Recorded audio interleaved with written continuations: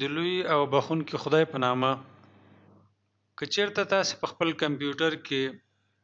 MS Office نه لرئ او نه غواړئ چې پرچیز یې کړئ مایکروسافټ آفیس چې د کوم دی مایکروسافټ دی هغه باید پرچیز شي په افغانستان کې اکثره مونږ کریک ورژن استعمالو د کریک ورژن په ذریعه باندې ستاسې کمپیوټر ته وایرس هم راتللی شي او کمپیوټر د وخت په تېرېدو سره سلو کېږي دغه کریک چې چا جوړ کړي دي له هغو نه دغه ویره هم موجوده وي چې امکان دی ولري چې زموږ کمپیوټر هیک کړي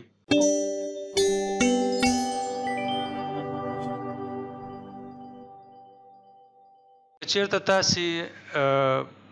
په داسې یو هیواد کې یاستئ چې مایکروسافټ آفیس باید پرچیز کړئ ځکه بعضې هیوادونه قانون لري چې باید لایسنس والا سافټویر استفاده شي او تاسې نه غواړئ چې هغه استفاده کړئ نو تاسو ته زه څو طریقې ښیم چې څنګه تاسې دغه د MS Office فایلونه په وړیا ډول خلاص کړئ او یا نوي پکې جوړ کړلی شئ راځو انټرنیټ ایکسپلورر ته په دې کې اول تاسې بعضې ویب سایټونه ما تیار خلاص کړي دي چې تاسې هغې نه ګټه اخیستلی شئ په وړیا ډول هغه فري آفیس کراس پلیټفارم سافټویر دی چې په وینډوز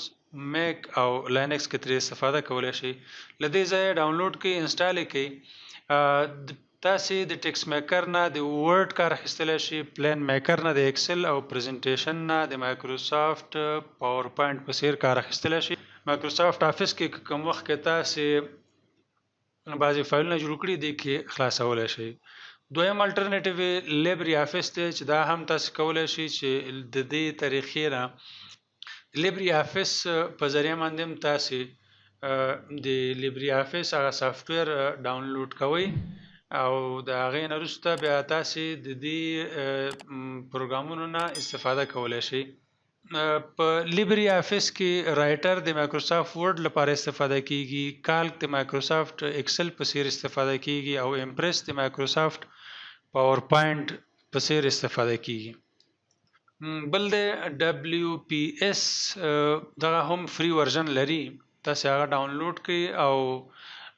په هغې کې هم تاسې د ورډ ایکسل او پاور پوینټ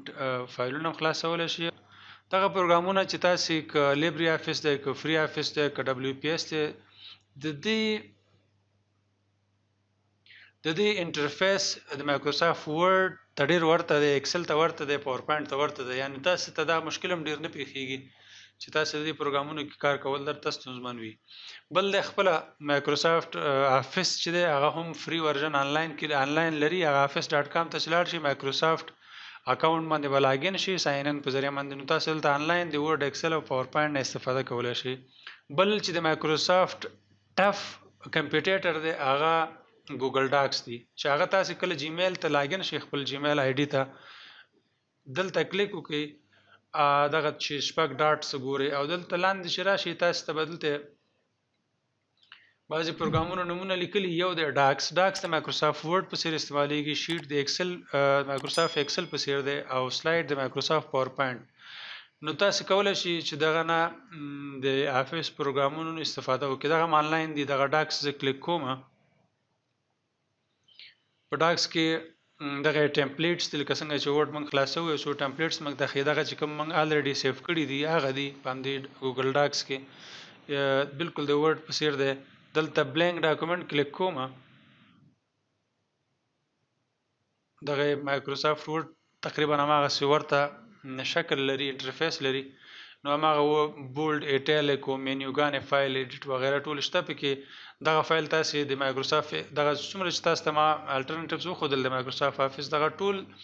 مایکروسافټ ایکسټنشن یې سپورټ کوي مثلا که DOCX دی DOC دی XLS دی XLSX دی PPTX دی وغیره دغه ټول په دې سافټویرونو کې سپورټ کیږي د مایکروسافټ فایلونه دې کې خلاصیږي دغه فایلونه بیرته په مایکروسافټ آفیس کې خلاصیږي